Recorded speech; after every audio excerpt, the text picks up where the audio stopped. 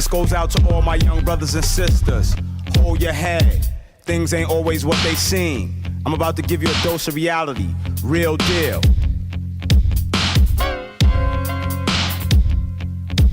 Nowadays, records are played and superstars are made. Still, mothers in the ghetto, rent don't get paid. As a result, bullets are sprayed and their sons are laid. It's no myth in ghetto life, if you don't fight, you fade. Surviving in the streets, not a task for ordinary men. Growing up in the hood, young, black, and superhuman. Caught up in the game of Glocks and cops run your block. Intercourse with witches and hunted by warlocks for props. Pistols pop, another brother drops. He barely knew his pops. Now his little seed barely know his pops. Tunnel vision like a cyclops. I give you x-ray vision with these superhuman eye drops. My niggas in the ghetto, give it everything you got. Cause until we reach the top, can't stop and won't stop. Can you feel the pressure, the pressure, pressure, the pressure? Can you feel the pressure, the pressure? Pressure, the pressure. Journalists write articles because they can't rock rhymes. Ever since I was a youth, I dealt in crime. Now I'm trying to reach the youth to preserve what's left. There's a fork in the road, choose life or death. There's too much stress, too many bullets for your vest. Temptress, suck your best, exotic strains of syphilis. The rest in the earth, only the best progress. It's you who think I seek commercial success. Warning, shit is real, this is not a test. And what I express worth more than a Lexus. Serve it like baby food, still hard to digest. Long as niggas is mental slaves, I got to protest. Can you feel the pressure, the pressure? Pressure, the pressure. The pressure, the pressure. Pressure, the pressure. Baby in the crib and dad got no loot for food. So we do what he got to do. Keep it real, I don't play ya, hate ya. Guard my divine nature. Sent at this time to stabilize the structure. We should all live like wise kings, not sing praise to the gutter. The blaze double-edged, concealed like a box cutter. Brother should be teaching, not murdering one another. Word to the motherland, kill the other man. Lord of the concrete jungle, and Tarzan was a black man. Swinging on Bob's vibing, been balanced the ecosystem. Until there's no more niggas in the ghetto, here I am. Can you feel the pressure? You got to deal with the pressure, the pressure. Can you feel the pressure? You got to deal with the pressure, the pressure. Can you feel the pressure? You got to handle the pressure, the pressure. Can you feel the pressure? You got to deal with the pressure. Meanwhile, back at Superhuman Click headquarters.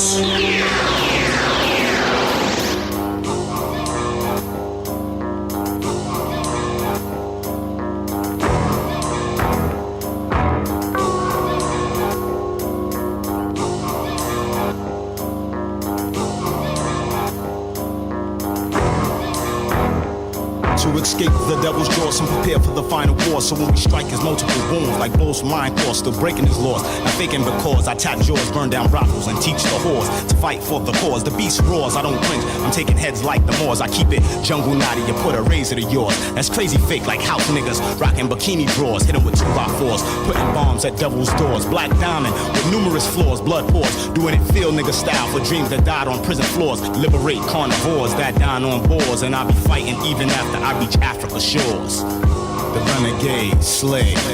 Feel nigga, trained in guerrilla warfare. Maybe you real nigga, you know what I'm saying? Weak lions surrender their crowns, avoid the battleground. I storm the plantation, take mass ahead and burn his house down. Homebound, pitch black, don't make a sound. Renegade slave flip and fire a rip through your town. Satan heart pound, used to smile, now we frown. House slaves run around like clowns, holding whitey down. No more whipping and raping, I'm shooting Klansmen hit the ground. So much blood on the scene, those left face down, drown. Listen close, cause the meaning is profound. The beast is on my heels, I boogie like James Brown. Keep a low pro, communicate underground, cause no devil alive can scan my sound. The renegade slave. Feel me, nigga, trained in guerrilla warfare. Be a real nigga. Feel me, nigga, trained in guerrilla warfare. Be a real nigga. Feel me, nigga, trained in guerrilla warfare. Be a real nigga. Know what I'm saying? Smarter than Frederick Douglass and wilder than Nat Turner. My will to be free in your eyes makes me a murderer, creeping late night like a burglar. Study his literature. When the kings rise again, Beelzebub knows the procedure. Uncle Tom shot on the spot, we don't need ya. I know who I am, a warrior like Kunta, but not running away, running demons into the caves. Beware, beware, beware, the renegade slaves, hitting them from every angle. Devils we strangle and entangle in the web. When we rise again, the renegade slaves are coming. That's right, you know me. Don't act like you don't. You see me, you know where I'm at. You see when I'm coming, but you really don't. Good evening, good evening. Welcome to Real Man TV. And I done fucked up my video. Got these headphones in my ear double feeding. My fault, y'all. Give me 1 sec, I'll be with y'all. As y'all see the title, this is LNG. At first I didn't know what this was when I was listening to it. But I learned quite a bit. This is a short hearing. But this dude was getting cooked up in this damn seat, boy. He was sitting there. It was just like last night. Like, why did this dude even show up? He was getting cooked. But evidently LNG has something to do with the green agenda and the environment and all these other things and stuff they was kind of trick us into. And this dude got fully exposed. Let me see, give me 1 second. Pull it back up here. How's everybody doing? Thank you, Gabe, for joining me tonight. Salute to the people in the bushes. You know what I'm saying? You probably laid back kicking it. You know what I'm saying? Hope you enjoy this show and get some great info off of it.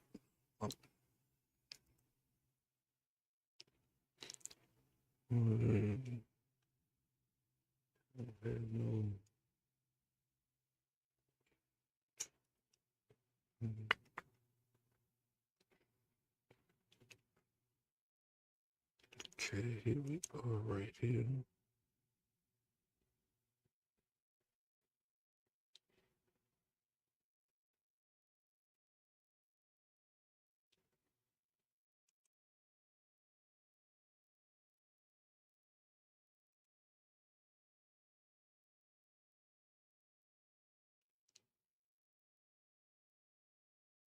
Alrighty. It's coming up now. So let's get on into this hearing here. It's still taking its time. I want to buffer. It should run pretty clean tonight. I ain't doing it the old typical way like I've usually been doing it. Hopefully this way don't give me a lot of problems with buffering and stuff.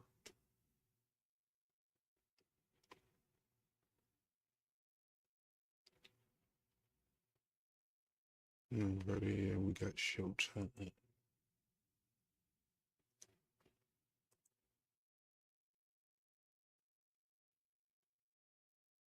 Right, and it's switching.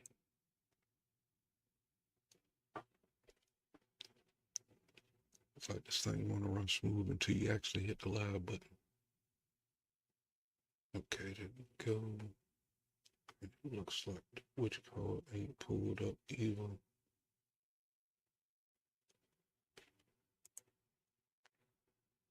Fix here.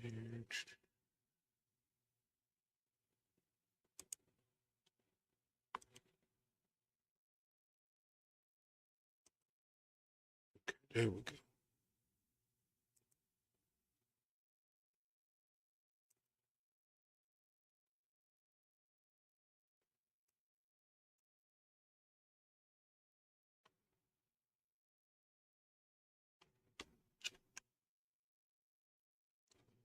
I'm not getting no sound. FTA countries. This surprise decision was yet another example of this administration's efforts to kill American independence and American energy independence. This is, let's make no mistake about it, this is an effective ban.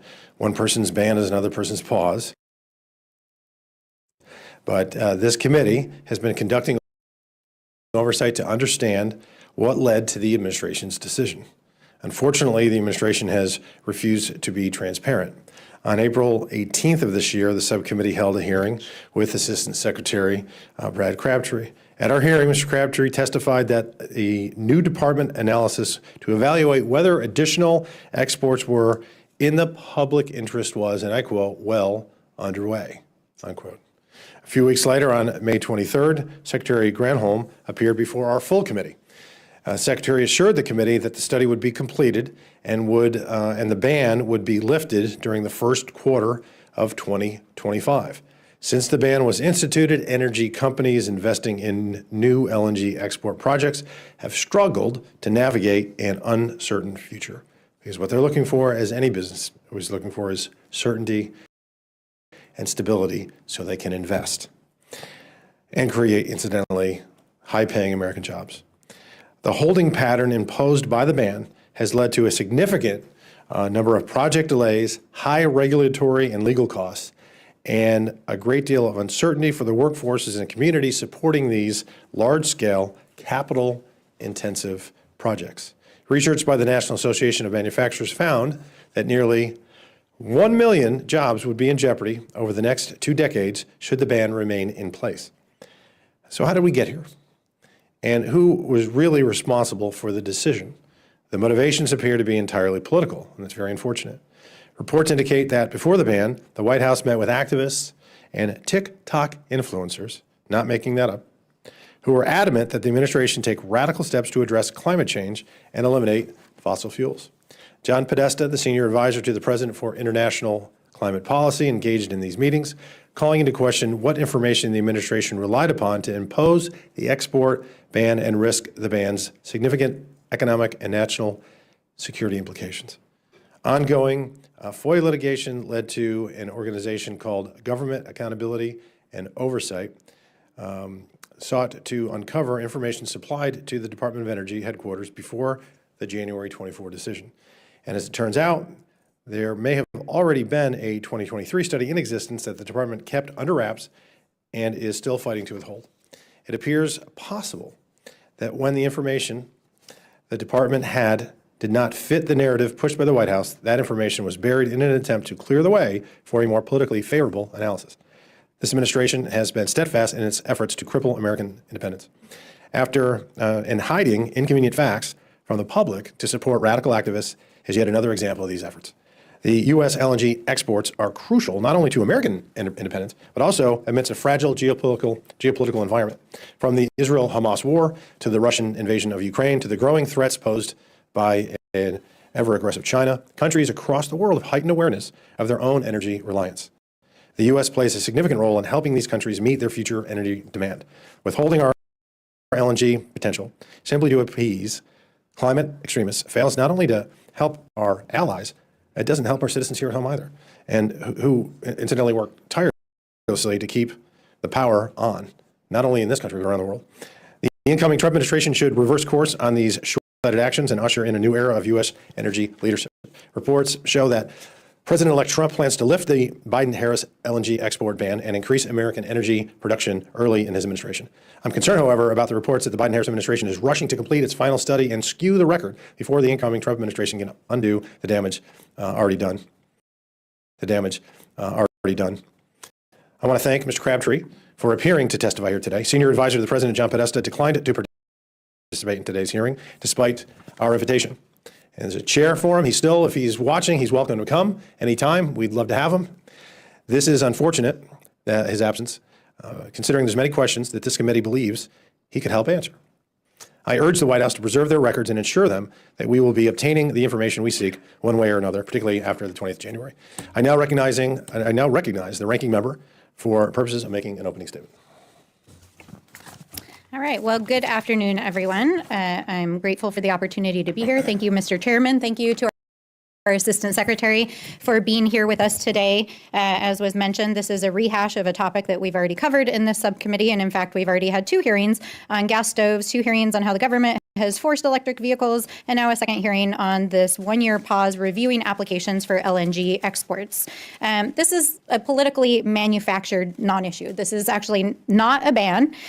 This is about using the best available economic analysis and science to understand how. One thing about previewing this, I don't like her. I'm just saying.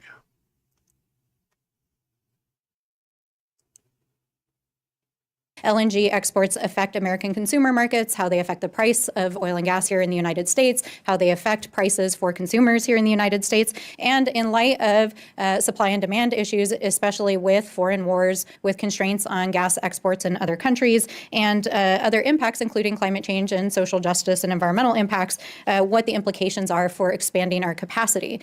I think any good business would want a good, sound economic analysis. And if the United States is a business, as we know it is, it's in the business of making sure that the American taxpayers get a good return on any investment that we make or any sale that we get from American resources, then it is who of us to do our due diligence to make sure that the energy that is being produced here in the United States, the infrastructure that the United States is investing in, and the places in which that infrastructure goes does not have an undue impact on our economy, on American families, on oil and gas prices, and on the environment and the global climate crisis. And that's really what this all comes down to. So this is about modernizing and understanding the state of play, especially after we've come out of a historic pandemic and global disturbances in international gas markets, to understand what's going on, which seems pretty reasonable. But oftentimes, in this committee, things get spun in a way that sounds like there's some vast conspiracy theory. And I think it's important to just be real with the American people. We are literally.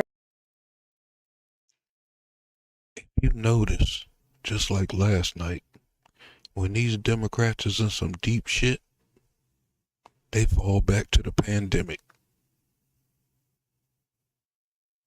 It's some weird shit. Literally 2 weeks out from adjourning for the holidays on January 20th.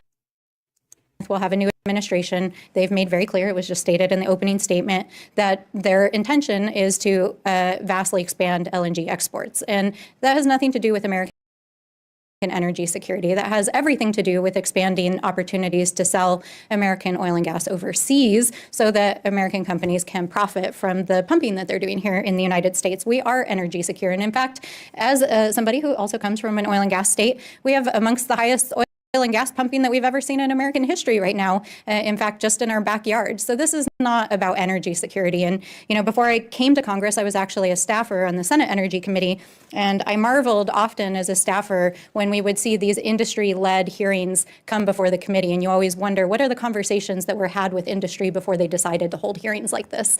Because it's clearly in the service of creating a congressional record so that when the Trump administration comes in, there's some legal and possibly congressional teeth to whatever fight these private companies are hoping to take on. So I think it's important to be clear-eyed about what this hearing actually is and pull back the curtain a little bit, and to also be clear about what it is that we're actually talking about. This is not a ban. The Department of Energy is updating their data and analysis, working with experts from our national laboratories, and it's an important part of the process for looking at additional permit applications. And this is just part of doing business and being a responsible business.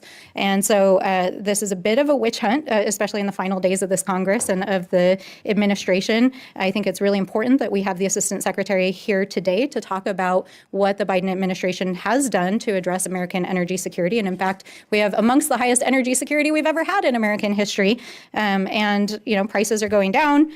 Manufacturing is going up, jobs are going up, and we're having a renaissance here in the United States in domestic production and manufacturing. And so I think it would be a dang shame to see it get dismantled in the coming months, because we know that it's stimulating economic opportunity, it's creating thousands of jobs, it's helping millions of Americans, it's bringing down costs. And this is really about trying to pump up profits for private corporations, not about.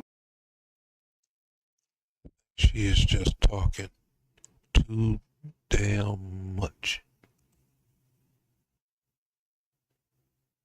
I applaud the Department of Energy's efforts to create a fact-based policy document that we can use to help plan for our industry exports and to understand the economic and environmental implications of what we do as we are, as a country, figuring out how we want to handle this industry and its implications. So with that, I yield back. Thank you. Today we are joined by Mr. Brad Crabtree, who serves as the Assistant Secretary for the U.S. Department of Energy's Office of Fossil Fuel and Carbon Management. Mr. Crabtree previously testified before this subcommittee in April of this year. We also invited Senior Advisor to the President for International Climate Policy, John Podesta, who declined. Damn, I hate using the system this way. The internet is so slow. But for those who's just coming in, you see the title. This is a hearing on LNG, environmental issues and things. And come to find out, we was getting played with that green deal. And this big dummy right here made it known. He got cooked, by the way. They ended up cooking this dude. This one ain't that long. I think it's we got about an hour to go. It's sped up, so we won't be here long. Declined the committee's invitation to participate. I want to thank you, Mr. Crabtree, for your willingness to join us here today. As you can see, we only had 50% success rate, so I'm glad you're here. Without objection, Representative Higgins of Louisiana and Representative Pfluger from Texas are waived on to the subcommittee for the purpose of questioning the witness at today's hearing. Pursuant to Committee Rule 9G, the witness will please stand and raise his right hand. Do you solemnly swear or affirm that testimony you're about to give will be the truth, the whole truth, and nothing but the truth, so help you God? Thank you. Please sit. Let the record show that the witness answered in the affirmative. We appreciate, sir, you being here today and look forward to hearing your testimony. Let me remind the witness that we have read your written statement and it will appear in full in the hearing record. Please limit your oral comments to 5 minutes. As a reminder, please press the button. You know the drill. And 4 minutes of green, 1 minute of yellow, and then red if you could wrap it up. I now recognize Mr. Crabtree for his opening statement. Thank you, Mr. Chairman. It's good to see you again. And Mr. Chairman, Ranking Member Stansbury, thank you for the opportunity to appear before you today and to testify before the subcommittee. I look forward to discussing the Department of Energy's updates to the analyses that underpin our decisions on on applications to export liquefied natural gas to non-free trade agreement countries. Let me begin by emphasizing that there has never been a ban on LNG exports. The U.S. is the #1 exporter of LNG worldwide and of natural gas. And DOE has authorized every operating project, every project under construction, and a number of additional projects to export U.S. natural gas as LNG to those countries with which we do not have a free trade agreement. Current exports reached a new high this year, averaging over 12 billion cubic feet per day, and exports are expected to reach 14 billion cubic feet per day next year as new projects come online. Once all authorized projects currently under construction do come online, our export capacity is set to reach over 26 billion cubic feet per day. That's more than double our current export level. What this means is that by just 2030, half a decade, U.S. export capacity will exceed any other country by over 40%, and that takes all announced global capacity additions in other countries into account. Our total level of non-FTA exports already authorized goes well beyond these numbers, with another 22 billion cubic feet of export capacity authorized, but yet not yet having reached a final financial investment decision. In short, the program I lead has authorized over 48 billion cubic feet in exports to non-FTA countries, 4 times our actual current LNG export levels, and nearly 45% of our current domestic natural gas production. By any measure, our export posture is strong and will grow dramatically during the remainder of this decade, regardless of future export approvals. With that context in mind, DOE needs to fully understand how additional authorized exports can impact our economy, community, energy prices for domestic consumers and manufacturers, international partners, and the environment. To that end, earlier this year, DOE announced that we are undertaking a review of the economic and environmental analyses, again, that underpin our public interest determinations. We also announced that we would pause final authorizations pending applications while we conducted the review. In 2011 and 2012, DOE commissioned 2 studies to examine the domestic economic impact of U.S. LNG exports. In December 2012, DOE published the first 2 economic studies. During that update, as with this one, DOE temporarily deferred its review of all pending non-FTA applications. Beginning in 2014, DOE undertook studies to evaluate the environmental impacts associated with LNG exports because the existing analysis did not account for the latest scientific understanding of the impact of greenhouse gas emissions. The most recent economic study, published in 2018, considered the total volume of non-FTA exports authorized at that time equivalent to 21.35 billion cubic feet of natural gas per day, and the additional volume of LNG requested for export in the then pending applications. DOE provided notice of each of these studies in the Federal Register and solicited public comment. This associated public comment process has been a valuable part of our decision-making ever since. I would note that one key difference between those reviews and the current update is we have seen the pivotal role U.S. LNG plays in safeguarding global energy security. We have also seen periods during which U.S. LNG exports had a noticeable influence on domestic prices, especially when demand outpaced supply following the post-COVID economic recovery, and we are seeing how LNG exports affect communities near liquefaction sites in both positive and negative ways. Finally, over the past several years, we have learned a lot more about greenhouse gas emissions from the natural gas supply chain and what actions can and should be taken to mitigate them. The forthcoming update of our economic and environmental analysis is both robust and comprehensive, and we expect to release the final study at the middle of by mid-December for a 60-day public comment period.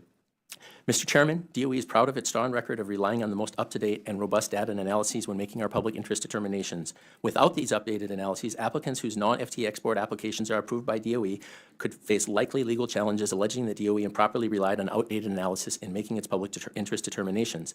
This update underway ensures that DOE will rely on the most up-to-date and robust data and analyses to the benefit not only of U.S. consumers and the nation's economic competitiveness, but also to the applicants themselves who are seeking non-FTA export authorizations. Chairman and Ranking Member, and I look forward to your questions. Thank you. It's unfortunate. I know. I now recognize myself for 5 minutes for questions. I think it's unfortunate that Mr. Podesta has declined our invitation to appear before the subcommittee today. These are questions that I would have asked him. I would have asked him how many times did he meet with TikTok influencers on climate issues leading up to or following the announcement of the LNG export ban. I would have asked him what if the White House was relying on TikTok influencers for policy advice when it pushed the LNG ban on the DOE. I'd like to know, did the White House vet individuals and activists from organizations that it spoke to about the LNG ban? Did they vet them for foreign influence or sponsorship? Did the Biden-Harris administration make the decision to institute the ban on the LNG exports in order to appease climate activists or in response to foreign influence or other conflicts of interest? It's also concerning that Mr. Podesta's brother, Tony, is known to have lobbied for foreign LNG companies, including one co-owned by Qatar's state-run energy company. Over the past 11 months since the announcement of the pause, Qatar has secured long-term LNG export contracts, invested in export infrastructure, and increased capacity while the United States falls behind competitively. I would also like to enter into the record an article by the Washington Free Beacon detailing these findings. Without objection, so ordered. So do these represent a significant conflict of interest? I think the American people have a right to know, and we don't know if we can't have those questions answered. It's unfortunate, and I had to burn 2 of my minutes asking questions I knew I wasn't going to get answers to. But we do have a witness that is here today, Mr. Crabtree, and I want to thank you for showing up. And Mr. Crabtree, as you know, the committee sent a letter to your department on the 23rd of October this year requesting information regarding a potential draft study of LNG exports that was completed in 2023. Are you familiar with the study, and what can you share about any analysis that was done prior to the decision to pause? I'm not aware, sir. I've not been presented with the document, so I'm not aware of what you're referring to. What I can say about the process we've undertaken is the discussions of potentially updating the analyses were occurring at the staff level when I joined the administration, and by early 2023 we were having discussions about updating the analysis, and work began at that time. Okay. And there are many facets to this analysis. Each of them involves modeling. Sure. Each of them has a qualitative and quantitative analytical component. And so I imagine what you're referring to is early documentation of that sort, but a complete study did not exist in 2020. Did the White House, via Mr. Podesta or anyone else, ever advise or suggest to you or anyone on your team about outcomes, on what outcomes the final study or any prior study needed to support? No. I had no interaction that I recall with the White House. Have you ever had any pushback on any directives given by the White House as it relates to the future of U.S. LNG exports? No. Okay. So what I think is very important for folks to understand is these FTA countries, we only have an agreement with 20, and there's roughly 195 countries in the world, so 175 countries aren't part of. It's not going to make sense. Damn headphones. That's not going to make sense later on in questioning what he just said. But let's continue. Of the FDA. So when you have a ban or a pause, it greatly impacts our ability not only to keep high-paying American jobs, but also securing our the energy security of our allies. I had 2 different European allies come into our office begging us to have the president lift this, whatever you want to call it, the ban or pause. And that ostensibly were in our office for different reasons. Mr. Crabtree, how many permits, because, you know, Democrats on the committee are claiming this was a pause and not a ban. So how many permits have been issued since January 26th, 2024 to non-FTA countries? We have issued a permit to the New Fortress Energy Altamira project was issued in August. Okay, so the answer to that question would be one? One in a year. And did they apply for a 5-year or a 20-year lease? Applied for a 20-year. Okay, were they granted the 20-year lease? No, we granted them a 5-year because until we update our analysis, we need to be able to substantiate that standard. But you could do both. You could be doing a study and also having an American company export a vital resource, because they're either going to get it from New Mexico or Texas or some other state in our union, or they're going to get it from Moscow. I'd far rather have them get it from us. Just as the DOE did in 2012, we chose to pause our consideration of applications. Oh, I know you did, and I think that was misguided. I think it was a big mistake. Now, this company that you issued the 5-year, not the 20-year permit to, there was also an inclusion where they couldn't just ask for, after 5 years, they couldn't ask for an extension. They had to wait 2 years. Is that correct? That is correct. I think that's just a very short-sighted and misguided policy. Thank you again for coming, though. I yield to the ranking member for 5 minutes of questions. I yield to our friend Ms. Brown from Ohio for her 5 minutes of questions. Thank you, Mr. Chairman. The Biden-Harris administration has lived up to its promise to strengthen American energy independence like never before, while simultaneously combating climate change. As we've discussed in previous hearings in this subcommittee, in 2023, the United States achieved its highest level of energy production ever. This is a remarkable achievement, especially after a global pandemic and Russia's war in Ukraine. In fact, the 4 years of Biden-Harris administration will mark 4 consecutive years of liquid natural gas production increases. The administration's efforts have solidified the United States as the world's #1 LNG exporter. And LNG exports are expected to continue increasing through the end of the decade. So, Assistant Secretary Crabtree, thank you for joining us again. I know we've discussed much of this before, but it's worth re-emphasizing since my colleagues on the other side of the aisle often overlook the success of the Biden-Harris administration. First, is the United States still the world's largest exporter of liquid natural gas?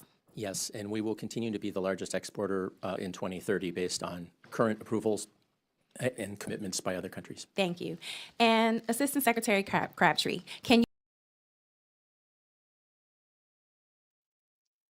A lot of dudes that come in front of this committee need to be fired from their positions, because how come they always answer the questions of these Democrats who's giving them softball angles and basically leading them on or leading the questions for them to answer, but when it comes to the Republicans, they don't have no answers at all, and they're asking legit questions.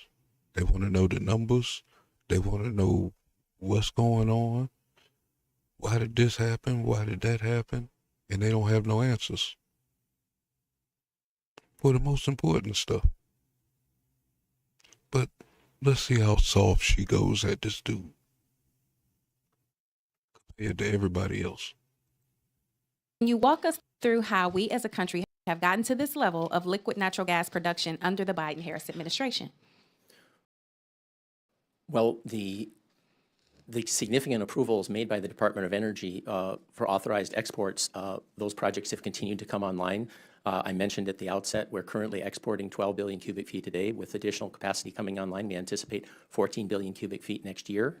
I would note that in 2018 or 2019, we were at about 3 to 4 billion cubic feet. U.S. LNG exports exploded over a 10-year period. It's one of the most remarkable transformations in history in terms of energy. We started from a dead stop in 2015 to now being the largest exporter in the world, and we will be doubling those exports essentially by the end of the decade. And you touched on this a little bit. How has the Department of Energy responded to the global crisis to ensure we have remained in this top spot and continue to supply LNG to our allies? Well, let me note that it takes many years to develop, permit, and finance a LNG project. And when our office approves an authorization, we give that company 7 years to begin exports. And we know from the experience going back to the first projects in 2015 until now, these projects can take many years. In fact, there are many projects that have failed to commence exports within 6 years of being authorized by our office. And as many have sought actual extensions of that time period. So the key thing that has been misunderstood and needs to be understood is our decisions have had no impact and will have no impact on the flow of natural gas, not over in future months, but years, because of all of the authorizations and the projects that have a final investment decision and are under construction. U.S. supply will continue to grow. We now export about 60% of our natural gas goes directly to our European partners and their need following the Russian invasion of Ukraine. And that is more than about 2.5 times what Russia exports with pipelines and LNG. And it is roughly nearly half of European demand for natural gas is satisfied by U.S. LNG exports. And what does that mean for the average American? Well, what that means for the average American is that our country is playing a very important geostrategic role in supplying energy to Europe at a critical time and supporting our allies and their economic viability. And we are sending a U.S. export overseas, which provides American jobs. Okay. Why the fuck are we worrying about Europe's energy? Why the hell is we worrying about anybody else's energy? Why are we not worrying about our energy? So are they taxing? Nah, that would sound stupid. But this guy sounds stupid. Before I say something stupid, I'm gonna let him keep sounding stupid. Why are we supplying other countries? If we not tapping into our natural source? This is gonna get interesting, because when I was listening to it earlier, I wasn't keying in on this beginning part. I started picking up on it towards the middle. Doing too many things at once. Jobs and strengthens our position as a country. And what we're doing with this update of our analysis is to make sure, having authorized again 4 times our current exports, we are now taking this step of, as the program has done in both the Trump administration and the Obama administration, update the analysis so that any future decisions in authorizing exports incorporate the best science and the best understanding of what the domestic and international economic, environmental, and other impacts will be. My time has expired. Thank you, Mr. Chair. Thank you. Chair now recognizes our friend from South Carolina, Mr. Fry. Thank you, Mr. Chairman. Assistant Secretary Crabtree, in ongoing FOIA litigation, the Department of Energy has identified approximately 97 documents related to LNG export, to the LNG export pause, but has resisted releasing them. Why? What is the rationale for not releasing those documents? It is my understanding that our team that works on document production has been in cooperative engagement with the committee. They committed to 4 document distributions, which have occurred so far, and the next one, I understand, is planned for Friday. My understanding is it's about 2,000 or so pages of documentation. I am not part of the process of documentation or FOIAs, and so I can't speak to the details of that process. In my role, I have no involvement in it. But if you feel that the department has not been responsive to the committee, I'm happy to take any specific concerns back to that team. Will you commit to releasing those documents to this committee? I mean, so we've done 4. You're doing another one Friday. That's 5 out of, what, 97? Boy, you say that now. They about to eat you up. Will you commit to releasing those documents? I will commit to meeting our obligations under document production. I am not part of the team that does that, and so. Well, you prepared for this hearing today, did you not? I was invited to this hearing not to speak about document production, but to you represent did the prepare natural for the gas hearing. program and its export authorization. Well, but your interactions with Congress and this particular committee requesting these documents, this probably came up in preparation, did it not? What I've shared with you came up in preparation, Okay, yes, so- but I am not involved in that but there is program. no- I'm not going to speak to something I'm not involved Well, in. I understand that, but like there's no, if you prepared for this hearing today, you didn't just wake up and waltz in here.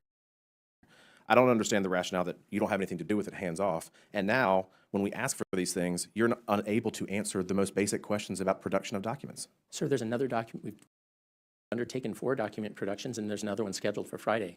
I'm happy to take very specific concerns back. I'm not going to speak to something I do not have any involvement in. Well, hopefully that happens, but as the chairman indicated, we'll get them one way or another. Now, if you've been sticking with me in these hearings, if you go back about 5 months ago, when they get in these kind of situations where the people wasn't answering the questions, they had to sit there and deal with it. Because Biden was the president and that's what he wanted. A bunch of bullshit. These guys weren't saying nothing. They directors of all kind of big companies, you know what I'm saying, big government positions, and they got to sit there and absolutely say nothing. Now you know it's over. They about to start pressing these fools.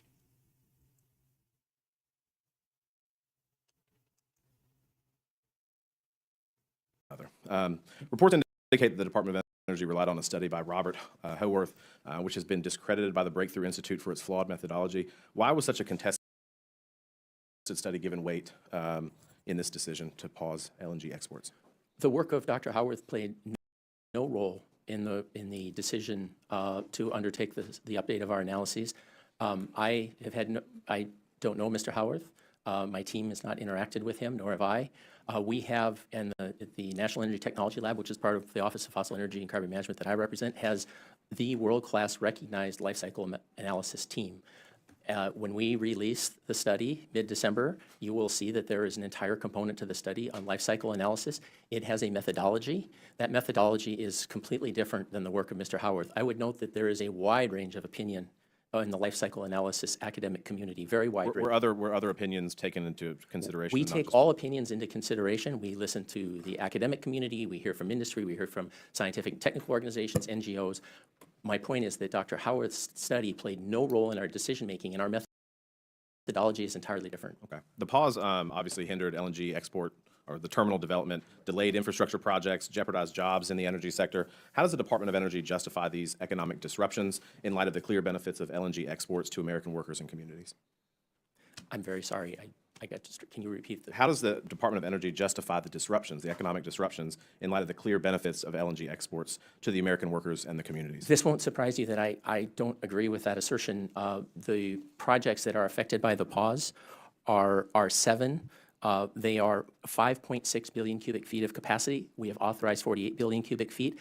If you talk to executives in the industry, they are struggling to find workers. They are struggling with EPC contracts. There is so much project development going on the Gulf Coast that they can't keep up.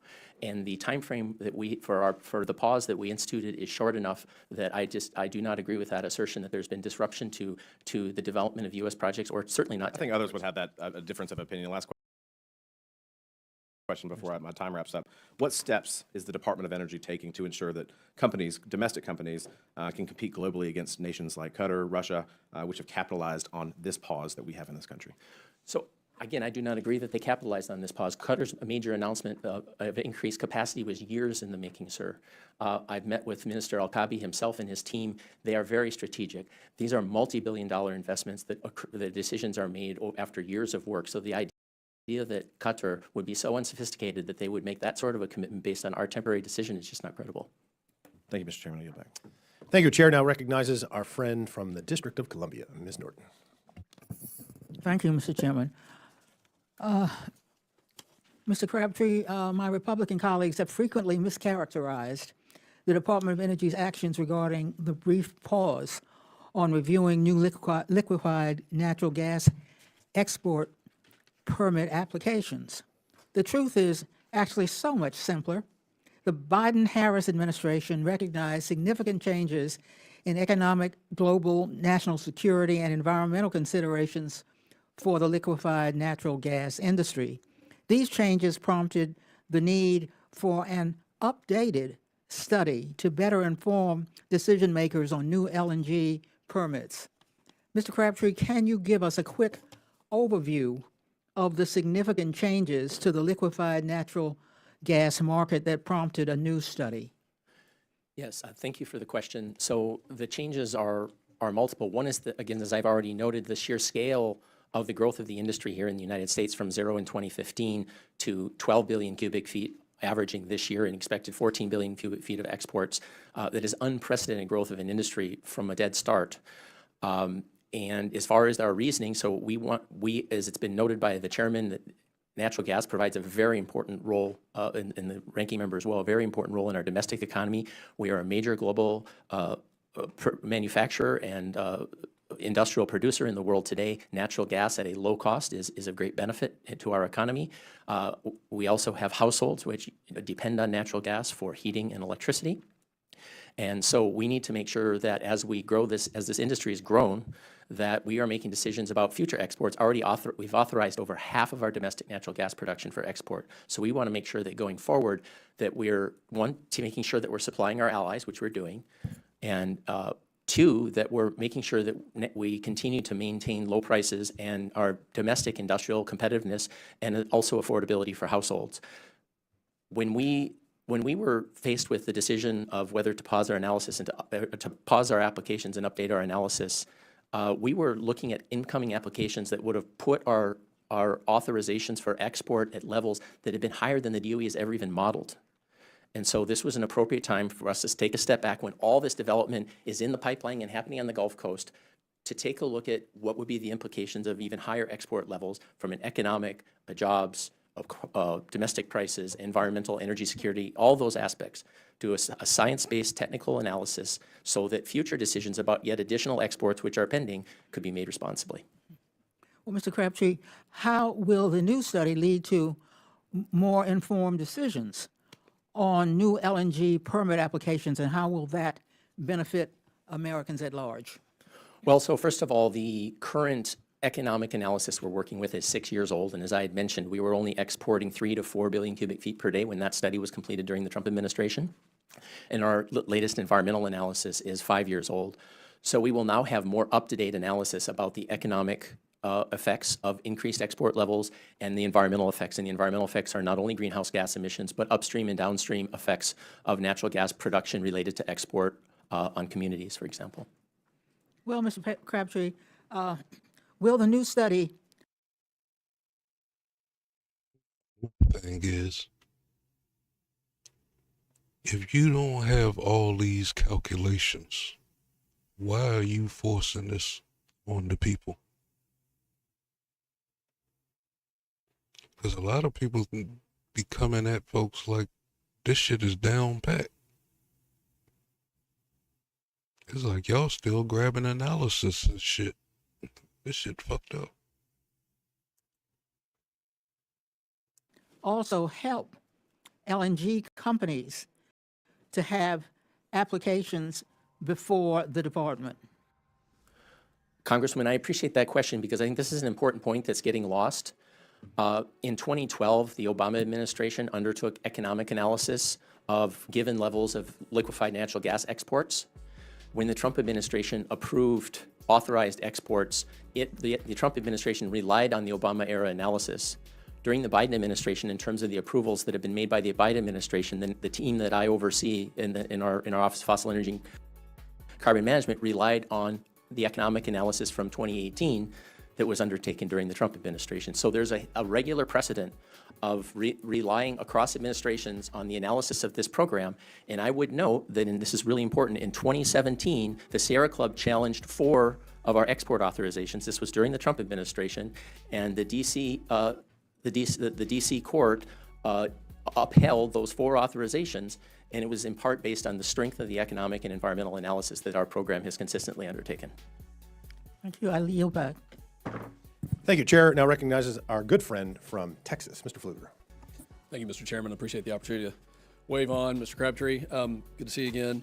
I'll start by saying I think the American public spoke pretty loud and clear on November 5th.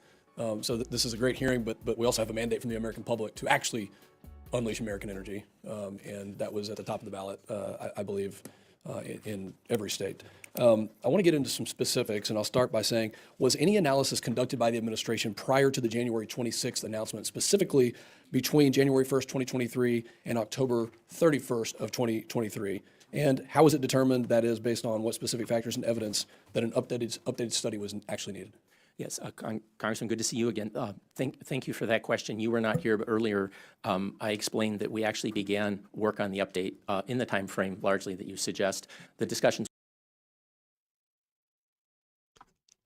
right about here is when I started paying attention. It's like, no, he didn't come back like that. It don't matter if he was there. He asked you the question again. Answer the goddamn questions. I'm just saying. were actually going on with the career team when I was confirmed and started my work. Those discussions began in earnest in 2023. The thing that I think has been misrepresented in some of the news coverage and comments that have been made is that the analysis is multifaceted. The labs we're working with and the team we have at DOE are working on, there's the domestic GDP and price impacts. There are environmental impacts, both greenhouse gas emissions and other environmental impacts. There's a whole range of things that we're looking at. Each of those areas has its own modeling and its own quantitative and qualitative analysis. So in 2023, there were work products being developed that were not a complete study, but that were part of the process that's been ongoing since then. Let me jump to that. Have the DOE leadership or anyone in the White House received any reports or results, even if preliminary, of the export study conducted during those first 10 months that you're referring to? And did those reports conclude that there is no credible basis to restrict LNG exports? Is that what the initial report said, that there's no reason to restrict exports? No, that was not what those reports. So they said we do need to restrict. There wasn't a report. There were But different preliminary work products. information from the. Yes, you could not derive that conclusion from that work. Okay, so was there a conclusion derived that said to the president or the administration that you should restrict LNG? No, nor was there one that we should increase it. It was not definitive in that way. Okay, let me move to the White House involvement. Sir, I would say it's an iterative process like most modeling and analysis is. We agreed on assumptions as a team. We worked with our labs on an iterative basis. That's how DOE has done its analysis for years. And I just have to make this point. Across presidential administrations, DOE has been respected as one of the most significant scientific and technical organizations in the world. And when the study comes out mid-December, I think you will agree that this study is very consistent with that tradition. I think our problem, and the reason that this hearing is probably being held today is because that science He's going to start crying in a minute. Especially when considering the public interest and whether or not it is in the public interest to export LNG when every country around the world is asking for it. The Howarth study, I know my friend Mr. Fry was discussing this. Does DOE reject Howarth's findings? Our methodology is fundamentally different from that of Mr. Howarth. I had said earlier, I don't know if you were in the room, that our National Energy Technology Lab Life Cycle Analysis team is one of the most distinguished in the world. The work that you will see mid-December for the life cycle analysis is their work, and the work of Mr. Howarth played no role in our decision to proceed with the analysis. And I would note again for the committee that there is a robust debate in the academic life cycle analysis community, as there are in many other academic communities, but DOE and its labs and the career staff do their own work, sir. So can you say that you reject Howarth's findings? No, I'm not going to make comments like that because the analysis is coming out mid-December, and I want all of you, industry, environmental organizations, the American public, to evaluate the study as the study when it's publicly available and not based on piecemeal on my comments. Has the White House directed DOE to finalize the study before January 20th? No, we committed all along to have this. So it was Secretary Granholm did this of her own ambition, and the president never asked her to do this? That's correct. So I asked her about a year ago. She was the principal advisor to the President of the United States on energy matters, and she could not conclusively say that she was. So who else has led in this study? Can you name the names in Department of Energy? My answer was not in reference to that. It was in reference to this study. And what I'm telling you is Secretary Granholm is the one who made the decision to undertake the update. Thank you, Mr. Chairman. Yield back. Chair now recognizes our friend from New Mexico, Ms. Stansbury. All right, well, thank you, Mr. Chairman. These are always interesting journeys into the inner psychic worlds of industry and whatever it is they're trying to get out of these hearings so they can make their case in front of boards and courts and boardrooms. But I like to go back to basics a little bit because I think one of the things that we can do in hearings is to help educate the public. I think for many folks who are not industry experts or not energy nerds like us, they may not even know what exactly LNG is. Why do we export it? Why is the United States the largest exporter of LNG? How did we get here? So I wonder, Assistant Secretary, could you just briefly kind of give us a quick primer on what is LNG? Where does it come from? Why is the U.S. exporting so much of it? Why did we need to do a study about it? So LNG is natural gas, highly compressed, so compressed that you can take very large volumes of gas and transport it on a ship efficiently, cost effectively. The technology was really pioneered decades ago by Japan, which has deep energy insecurity because they don't produce their own energy resources. And starting from that Japanese leadership, it has become a major component of global energy production and use. Because it's natural gas, but it can be transported in compressed form, it's very convenient. It can be shipped all over the world. Our industry was financed by the private sector based on long-term contracts. The destinations of those contracts are. So in other words, he has a job that he don't have a definition. How in the hell are you going to say the same thing twice? It's compact, it's easy to move, to send it all across the world. You said that shit twice. You starting to look goofy. Your hair's sticking up. They about to get your ass. Are flexible, so it's been very attractive for investors in the United States and around the world to invest in the development of our liquefaction terminals. U.S. LNG is especially attractive in the global market because of that destination flexibility. The second part of your question, I'm sorry, I think you're getting at it. One of the things I think that's important to understand, because oftentimes just the kind of economic and production realities of oil and gas production get lost in these conversations. And in New Mexico, similar to Texas, a significant portion of our state's income comes from oil and gas revenues. And so we track it very closely. And one of the things that I think is important to understand for folks who don't track the industry is that we had an exponential increase starting about a decade ago in gas production, especially in the Permian Basin, which is in New Mexico and Texas. And as a result of that and shrinking markets and the inability to offload gas in a timely manner in some cases, and overproduction because there was a lot of new horizontal drilling happening, et cetera, exports became increasingly important because we had extra stuff, right? And so there is an interest right now because there is a tremendous opportunity to increase drilling, which I think is the point that our colleagues across the aisle are making. But it's for the benefit of these private companies. So it is in the interest of these private companies to drill, baby, drill as much as they can produce and export as much as they can produce. But one of the constraining factors is infrastructure to actually get it onto ships and actually send it overseas. And so I think folks who are listening who may not understand the industry and kind of the ebb and flow of oil and gas production may not really kind of understand kind of the economics of what we're talking about here. This is not about American energy security. This is about creating international markets for private industry to sell excess gas that they have. And what the U.S. government is trying to do under the Biden administration is be responsible so that if industry is going to have a bonanza, which is being driven by international prices and demand, that we do. See, I didn't like you from the jump. Shut up, motherfucker. We don't give a damn about Biden administration and what they was trying to do. We didn't like it. So why are you still speaking on them? Get a mic to the next person. Do it in a responsible manner, that it doesn't harm American consumers, that it doesn't drive up the cost of our own oil and gas prices, that it doesn't hurt us in our own utility payments, that it doesn't hit us at the pump, and that it doesn't have unintended consequences globally in terms of our geopolitical relationships with other countries, especially as we're facing conflicts and other responsibilities we have to our allies and those who are not our allies. Why is she talking more I think than it's just him? important for folks to understand the context of what this study is. It's one of the most sophisticated modeling exercises. It's not a piece of paper, right?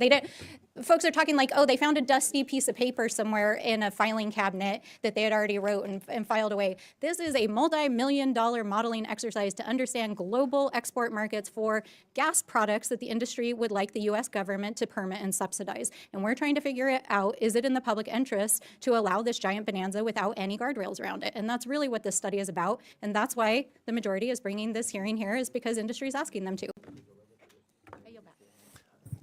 Chair now recognizes our friend from Pennsylvania, Mr. Perry. Thanks, Mr. Chairman.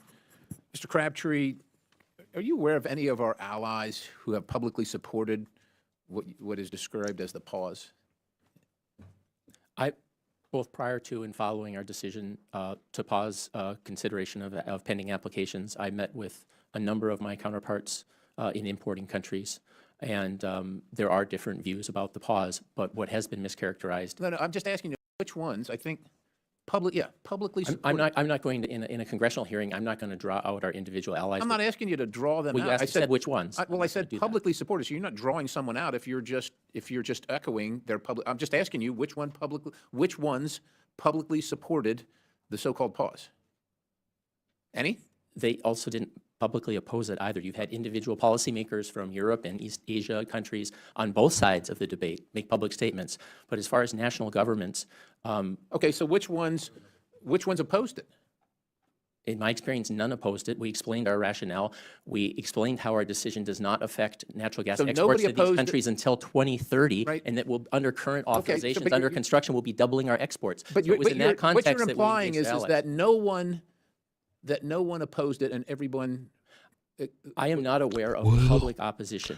the There is a party range of views is that there is about in this to country start. among individual Yeah, I get it. policymakers in those countries, clearly, yes. But are you aware that anybody publicly supported it? Any? No, but I'm saying that in the... This in the- guy has no But it's answers for important because nothing. what you're implying is that they didn't publicly support it, but behind closed doors, just to me, they were all for it. They just didn't want to say so publicly. I'm not suggesting that. Okay, well, as long as you're not suggesting that, let me just move on. There are 97 documents, approximately 97 documents responsive to a FOIA request submitted by the public interest group, Government Accountability and Oversight, regarding the department's study of LNG exports. Why is the department refusing to release those documents? Sir, I've already addressed all of this. I'm sorry if I wasn't here. No apologies, but I'll try to reiterate briefly. Okay. So my And understanding he's still again, is getting that smart. I'm not part of the documents production team. In the FOIA team at DOE, I'm not part of that process. What I understand from that team is that they have engaged constructively with the committee. They have produced documents on 4 different occasions and will be doing so again on Friday. That a large Does that and include these as far as 97 documents? I can't speak to the 97 documents. I do know that the FOIA request is under litigation, and so I'm not going to speak to something that's under litigation. But in any case, I'm not involved in that process. What I offered to your colleague earlier is that if there are specific concerns about responsiveness or how this is being approached, I'm happy to take that back to the team and have Let me follow-up ask meeting you with this, your Mr. staff. Crabtree. 16 states sued the administration, and in response, a federal district court issued a stay against the pause going into effect. But the administration appears in violation of that. Why would that be? The Department of Energy complies with court orders. We in August, we authorized a non. So are you saying you're in compliance right now with this federal district court, which issued a stay They against the won't pause? let I'm him not going take to a drink comment. of water for I'm nothing. not going to comment on pending litigation, but what I'm No, saying. I'm just, and- there's not, the judge issued a stay. It's not pending. He issued a stay against the pause. So is the pause in effect or is it not in effect? In following the judge's order, the judge's order was in July, and at the end of August, we issued a non-FTA authorization to New Fortress Energy Altamira. And I'm not going to speak to what other activities are underway across administrations. This program has not talked about the timing or which specific decisions are forthcoming. I'm not going to change that now. Let me ask you this. Did the White House meet with TikTok influencers? See right here, this is where he's fucking up at. As he's answering those questions that he don't want to answer, he has a nerve to be shaking his head back and forth like he a little black girl.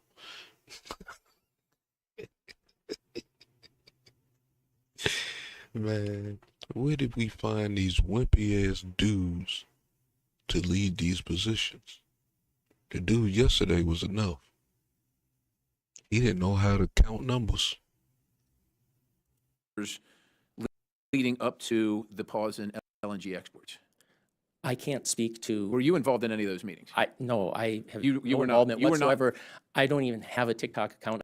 I've never I'm been not on asking if you I do. know You don't aren't, have but to have I mean, an account. I've had zero Zero engagement. meetings with a TikTok influencer Zero, on the issue, sir. right? Okay, and what about with Mr. Bill McKibben? Did you have any meetings with him? I have never met with Mr. Bill McKibben. I know who he is, obviously. I have actually personally never met him, let alone in my time at DOE, All right. ever. Thank you, Mr. Chairman. I yield. Yep. Chair, now recognize our good friend from Colorado, Ms. Boebert. Thank you, Mr. Chairman. Mr. Crabtree, 16 states sued the Biden-Harris administration over the LNG. Okay, y'all, let's have a moment of silence for this guy. Because from here on out, they about to cook him.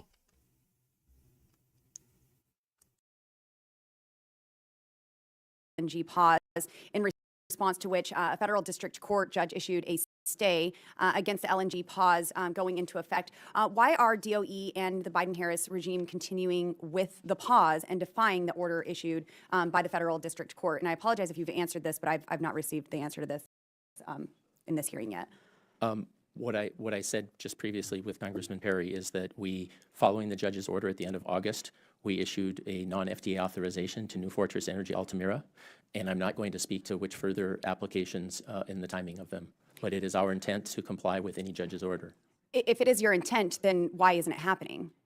I'm not going to comment further on something that's in So we're litigation. here as United States representatives in an oversight subcommittee, having a hearing, bringing you in from the administration.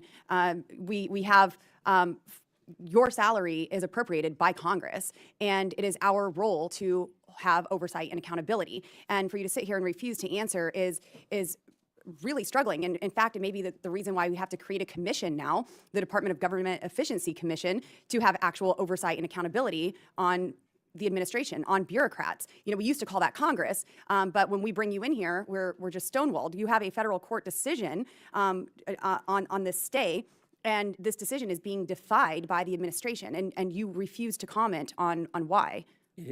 Congresswoman, it is common practice for someone in my role not to comment on something that is subject to pending litigation. It's common that it's frustrating to the American citizens who pay your salary, and these tax dollars are squandered, rules are defied. Now, Mr. Crabtree, this LNG pause, it's clearly just more pandering to the Green New Deal extremists from this administration. Exporting LNG is actually great for job creation, our economy, and even emissions reductions. No one produces energy cleaner in the entire world than we do here in America. The United States produces the cleanest energy in the world, and if the rest of the world isn't getting energy from us, where are they getting it from? They're getting it from Russia, China, Venezuela, from Iran. That's not what D-Truth said the other morning on the panel. I'm just saying. Natural gas is 42% cleaner than Russia's gas. This pause is funding both sides of wars around the world. And we need to stop buying oil and gas from Russia, stop begging OPEC, Venezuela, and even Iran to produce energy for us, and start producing and exporting American energy and creating these American jobs. And I'm confident that the next administration, with President Trump's leadership, will prioritize our natural security and our energy security. And the lack of transparency. Yes, sir. Congresswoman, this decision to pause our pending applications, as I've said several times in this committee, have not led to stopping 1 BTU of U.S. natural gas exports, because we are currently exporting 12 billion cubic feet. How many jobs have been lost? We're about to get to 14 billion cubic feet, and we have authorized. How many jobs? Authorized an additional. Actually, the time is mine. The time is mine. We have authorized an additional 12 billion cubic feet. How many American jobs have been lost? And there will be no impact. Tens of thousands of American jobs have been lost. Absolutely, they have. My district in Colorado has been regulated into poverty because of decisions like this, because of defying federal court rulings. This administration is costing American jobs and livelihood. Mothers are forced to go to work and get a second job. Mr. Crabtree, can you let the member finish, please? And then you can. Now, the lack of transparency by DOE is demonstrated not only by the DOE's withholding of the FOIA documents that could answer legitimate requests, but also by DOE refusing to give members of Congress answers to their questions about the LNG export pause. And that's what you're doing today. You're refusing to give us answers here that we are trying to seek. Why is the DOE not responding to questions asked by members of Congress? As I've already said, we have provided documents on 4 different occasions. We'll do so again on Friday to this committee. As far as the litigation, I am not going to speak to that. And I do have to respond to the issue of jobs. Right now on the Gulf Coast, the development of liquefaction terminals is proceeding at such a pace that they're having challenges the time has expired. I do want, did the Biden administration make the decision to institute a pause on LNG exports to appease climate activists? No. I believe they did. My time has expired. Thank you, Mr. Chairman. I yield. Chair now recognize our good friend from Louisiana, Mr. Higgins. He in trouble now. Do you know I am? Yes, sir, I do. And good to see you again. That's my district that's been most severely injured by this pause, which has in itself injured the planet, because we most certainly produce the cleanest LNG and transportable, affordable energy for the entire world to consume. And the pause in permitting has created quite a crisis of continuity on massive projects that require international investment. You know these things. So I'm talking to you right now, Mr. Crabtree, and you're talking to me. Is of minor importance what you told other members during this hearing, or what you will tell other members after I ask you some questions. What's of major importance is that when I ask you a question, you answer it. And don't raise your finger to me. Good sir. Are you the Assistant Secretary for the United States Department of Energy, Office of Fossil Energy and Carbon Management? Yes, sir. Do you lead and direct the fossil energy and carbon management research and development programs? Yes, sir. Thank you. So a court it's okay with you, is Article 3. It's part of our Constitution. A court makes inquiries and has official statements and writ of the historical record, and part of this court's historical record was reference to the frequently mentioned report here we can't seem to get our hands on. So the second search on Hotel Quebec 2024-02097 Foxtrot was completed in August 2024. The DOE has subsequently identified 97 potentially responsive documents, totaling 4,354 pages. Mr. Crabtree, are you aware of the existence of the 4,354 some odd pages referenced by this court document? Yes, and that those documents were produced. No, I asked you, are you aware of their existence? That was my I question. can't individually speak to being aware of all those documents. So who would be aware? Because that is it's a research document they're referencing.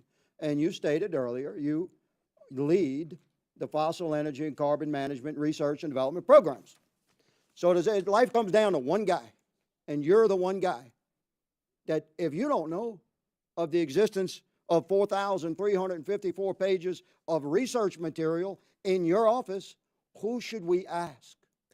Sir, I actually appreciate that you called it research material, because that is the type of material that our labs and our team have been producing for various aspects Reclaiming of my the overall time. study. You run the research and development programs. You just told me you did. Were you incorrect in that assessment?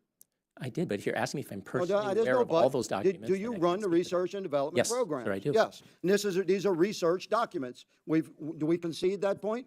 These They're analytical documents. 354 to research documents, 4,354 pages of research documents out of your office. This committee wants those pages. Will you deliver those 4,354 pages to this committee very quickly or not? Will you deliver those pages? We don't care what's in them. You might think it's crazy, but we get to decide what's in them. We get to review the original evidence. So I'm asking you, in your capacity as leader of your office, you have possession of these 4,354 pages of documents. This committee demands them. Will you deliver them or not, good sir?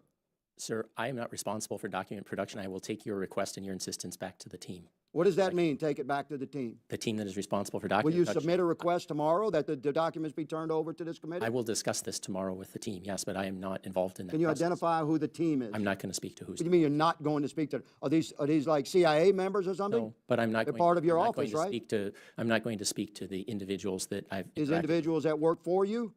with. No, the The document. individuals that you work for? The FOIA and document production work is done by a separate part of DOE. I'm not for you.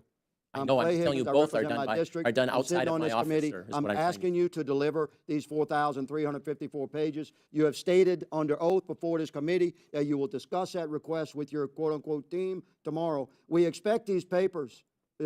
Somebody, Mr. Chairman, got to be held in contempt if we don't get these 4,354 pages of documents. And some of those people may be sitting in this room. I yield. Chair now recognizes the ranking member for closing remarks.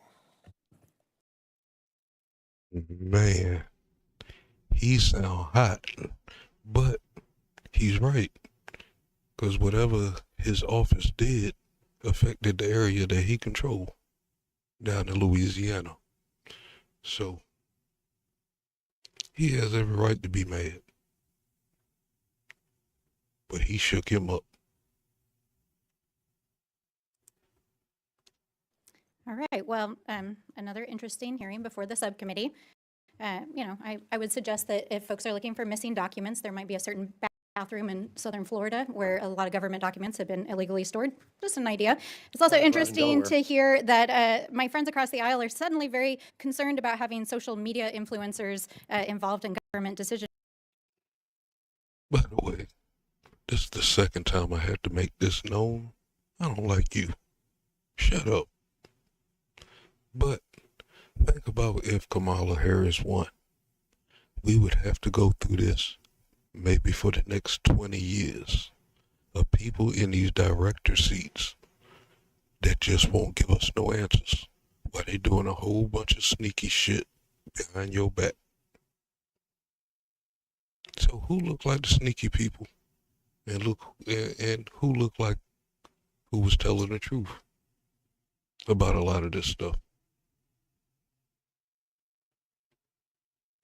If you ain't on the train, you better get on it quick. Making. I hope that will extend to the new subcommittee that a certain billionaire social media owner is hoping to intersect with right here in this committee in the coming years. And I'm also intrigued to hear that my colleagues are suddenly very concerned about foreign influence over American energy production, given the amount of Russian disinformation we hear daily inside this committee. But I hope these are all positive signs that we're doing real oversight here. I guess time will tell. I would like to ask for unanimous consent to correct the record here. I've got a Reuters article from March 28, 2024 that talks about the oil boom under the Biden administration and how it has fueled job production here in the United States. Would you like to enter that into the record? Yes, please. Without objection, so ordered. All right, so I think it's great to end on a factual note. And I know that the Department of Energy fully plans to, as was stated here today under oath, to release their many-yeared study that is... Ain't nothing factual about what you said. You still using Russia disinformation? Wait till we get a hold of Hillary. We're going to show you some Russia disinformation. Spans multiple national laboratories, multiple disciplines, multiple models, thousands of documents, research activities in the coming days. And it sounds like there's going to be a robust 60-day comment period during which members of Congress can not only look at under the hood at what is in the study, what went into it, they can get documents associated with it. The industries who are interested in it can make comments on it. The environmental community can make comments on it. So for folks who are interested in this topic, stay tuned. It sounds like Department of Energy is going to release their study in just a few short days. So with that, I yield back. Thank you. Thank you. So we, now recognize myself for a closing statement. We said repeatedly, we heard that this was a brief pause. A brief pause is a few days or even maybe a couple of weeks. It's not a full year. And one of my colleagues asked about what industry discussions occurred before this hearing, or what industry discussions occurred to prompt this hearing. Did industry ask for this hearing? I can unequivocally say that there was zero discussions with anyone in the industry. This was something that we decided to do. Then I heard the comment, kind of a class warfare, anti-capitalistic comment about, well, we're here to pump up the profits. Well, I would rather have American jobs created and sustained and supported than jobs in Qatar or Russia or Saudi Arabia, Venezuela, et al. I am rooting for American profits. I am rooting for American prosperity. I don't want American poverty. And you could definitely have done, Mr. Crabtree, this study while also approving new export permits. You could have done both. You didn't have to do, it wasn't an either or scenario. They didn't need to be mutually exclusive. And then we heard about, well, we have record highs of energy production. A lot of this happens, what we produce today is because of policies that were set in place 5 years ago, 4 years ago, 7 years ago. There is a lag time that needs to be mentioned. And it takes years, and there is a ripple effect. And then for someone of your stature, Mr. Crabtree, to say that a year-long pause has no impact is inane, and it's just it's fatuous. I mean, it's really remarkable that you made that claim. And I think on November 5th, the American people made it very clear that they were tired of an administration playing politics with their future. Enough is enough. When we have members of other nation states and allies come into our office unprompted and beg us to see if there's anything that we can do to have this pause ban lifted, it's really telling. And it's chilling that the president didn't even know, it wasn't seemingly aware of the impact of this pause. And we've seen unnecessary damage done by this administration across industries, and especially the energy sector, by leftists that want to demonize energy production. We're not in a situation where we can go completely renewable. I know that that's what they teach these young kids in college campuses, but it's not factual. We are where we are. And then to have the President of the United States at a State of the Union address say that we may need fossil fuels 10 years from now is, again, ludicrous and to the extreme. Now, we'll see what happens 10 years from now. No, there's really never a discussion either on nuclear energy with folks that are on the political left. If you want to talk about reducing carbon emissions, I think that's a discussion that we really should have, if we're serious about this, or if it's just trying to pollute young minds into voting a certain way. So what did this thing serve? It certainly didn't serve. Well, in other words, what he's saying is you won't be driving your Tesla across the country anytime soon. It just ain't enough stations to charge up yet. It's impossible what they was trying to do. I mean, crazy. And then your electric bill will probably go up at the house because now you got to charge your car. So where's all this energy going to come from? They don't know what the hell they was talking about. Serve Mr. Higgins' district and the energy workers in Louisiana, and wondering why their paychecks are, they're going to have a paycheck, a steady one, after these stalled LNG exports on the Gulf Coast. And it didn't serve mother in Texas, who works multiple jobs to afford her family's bills when energy prices inevitably rise during the winter. Who will it really serve is leftist climate activists, so they can feel good about themselves at cocktail parties that they're doing something good when they're not. They're causing far more harm. American families suffer when we're not dealing with the realities on the ground. But there is good news. America rejected these policies last month, and we're on the cusp of a new era, I believe, in global energy leadership under President-elect Trump. I think what we will see, not only in the next 4 years, but in the next decade plus, is a renaissance of American energy. And the incoming administration has vowed to end this political nonsense and return common sense policies that benefit all Americans. And the value of LNG exports provide our economy and the energy sector of our allies. It's synergistic, and it does create a boost, and it can't be overstated. The U.S. is uniquely situated. We've been blessed by history to meet our energy needs at home, while at the same time maintaining a strategic advantage of supplying the world with clean, affordable energy. And the more energy that we can produce, we do it cleaner, and export to our allies, it really does put us in a position. Former Secretary of State Pompeo was saying when he would negotiate with other nation states and his counterparts and heads of state, it gave him more leverage because we have what people need. And that's, it's all interrelated. In a recent study published in the Sustainable Chemistry and Energy, they found that the American LNG delivered to Europe had a greenhouse gas intensity 22 to 53% lower than previous studies, meaning that previous assessments overestimated the environmental impacts. I'd like to enter this study into the record so our colleagues at the DOE may review these findings, and without objection, so ordered. In the coming years, the world is going to continue to need more energy, not less. And the American people know this because they're living with the impacts of these short-sighted decisions every day. Mr. Crabtree, I am sorry that this administration has put you in a position to have to defend policies that are not in the best interest of the country. It's a failure at the highest level, and the energy industry will not soon forget the harm done by your colleagues. As the 118th Congress soon comes to a close, we have an opportunity to turn the page on the last 4 years and put the interests of the United States front and center once again. America is blessed with an abundance of resources to fulfill our future energy needs, as well as those of our allies, and a workforce is eager to make this possible. The incoming Trump administration is committed to supporting energy workers, both in my home state of Texas and across the country, New Mexico included. And I look forward to the next 4 years ahead. With that, and without objection, all members will have 5 legislative days within which to submit materials, to submit additional written questions for the witnesses, or in this case, the witness, unfortunately, which will be forwarded to the witness for his response. If there is no further business, without objection, the subcommittee shall stand adjourned.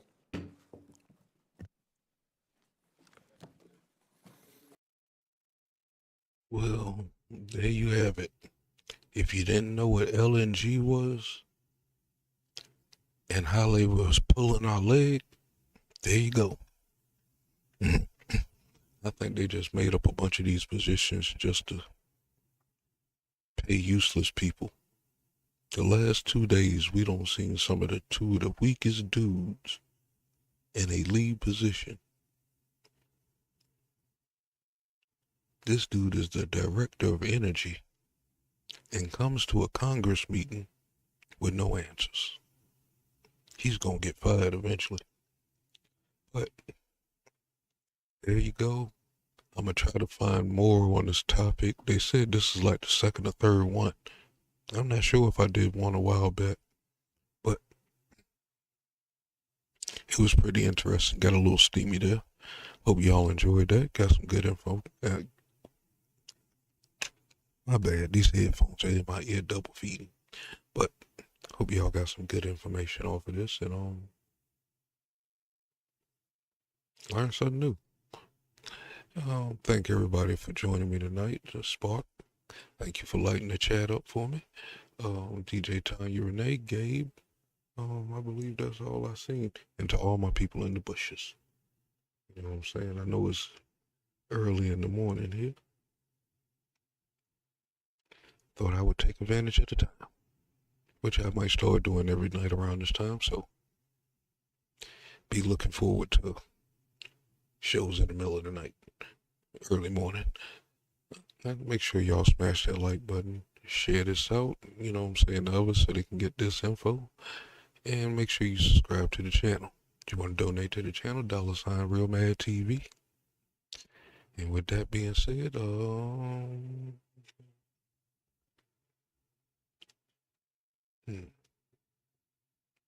gotta just go out with a video. Make it simple.